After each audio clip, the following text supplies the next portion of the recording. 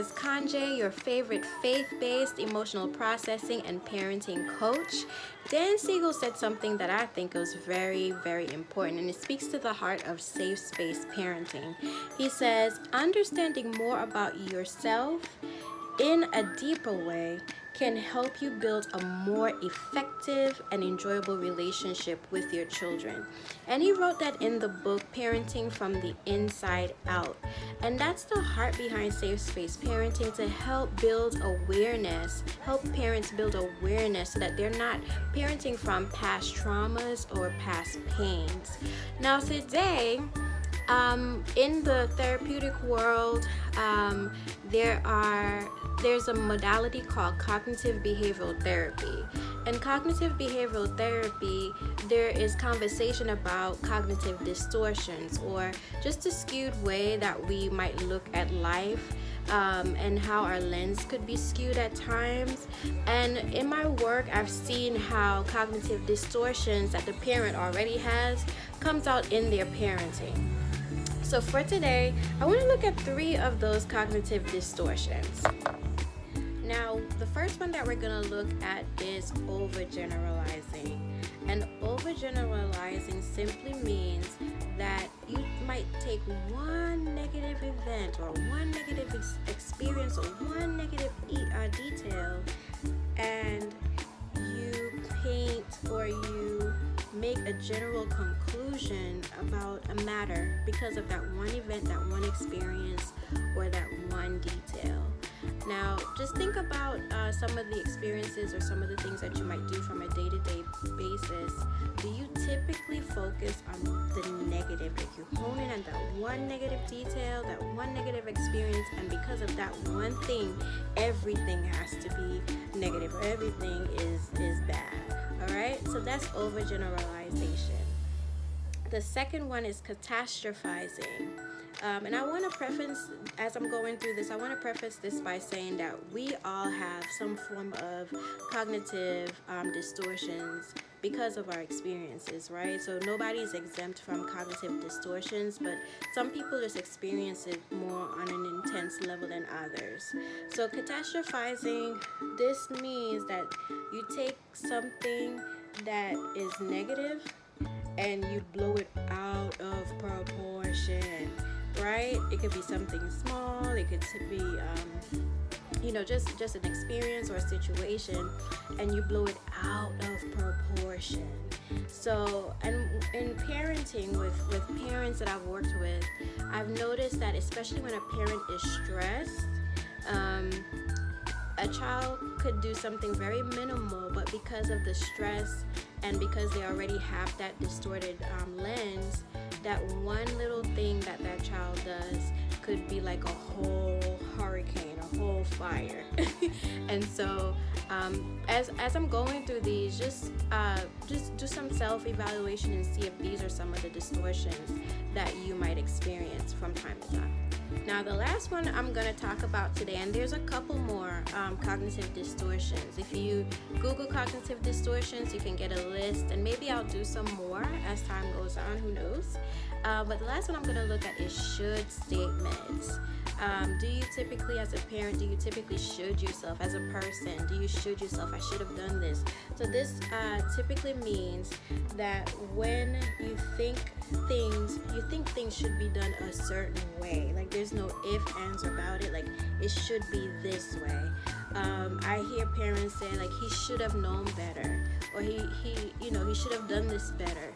And so do you should yourself, and do you see that kind of languaging come out when you're parenting your children? One of my favorite YouTube persons, her name is Anna B.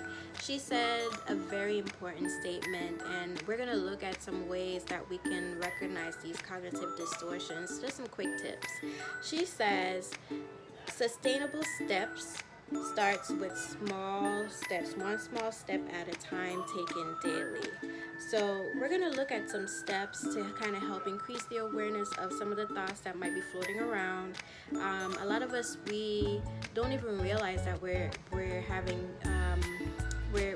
cognitive distortions, or we're thinking in a certain pattern or style, and I'm very passionate about that. I'm very passionate about the brain and how the brain functions. So we're going to look at some steps. Now, one of the first steps to addressing cognitive distortions is first, as with anything, you want to build your awareness. If you know that your thinking style is more towards a negative bent, you want to become aware by looking at resources such as these about the different types of distortions, and just being able to increase your awareness about what you're thinking about and how you're thinking about it. Okay, that's step number one. Now, once you recognize that you're having these distortions, or the way your perspective might be skewed on a certain thing, or the way that you might look at a certain thing is a little bit skewed, or a little bit has more of a negative bent, you want to first be compassionate with yourself, right? Because like I said, we all have some forms or some levels of cognitive distortion, but I think a problem identified, my cousin used to say, is a problem half solved. So if you're able to identify that pattern, that's a huge step in the right direction. So you want to be compassionate with yourself. You want to be able to not judge the thoughts. And one thing that is important to remember is that when you're aware of your thoughts, you are just having a thought. And sometimes we're so conditioned to live and to be a certain ways that we don't realize that we can decide what we want to do with them, right? We become very fused or one with our thinking. But now what awareness does is it allows you to create some space between you and that thought, and decide, hey, is this a thought that I want to keep, or is this one that I could get rid of? Okay. Another step that you can take is challenging those thoughts. Is this thought true? Is this thought beneficial? Is the way that I'm thinking about this situation beneficial to me? Is it beneficial to my child? So this page will really help you focus on kind of slowing down so that you can parent from a responsive state and less of a reactive state. That's another tip. Now, the final tip that I'm going to offer is one that I am going to encourage you as well to practice as you go throughout the week.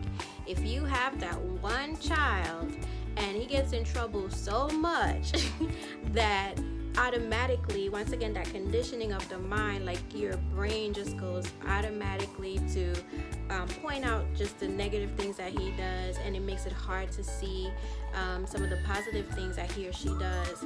This week, I want you to practice looking for good in that child.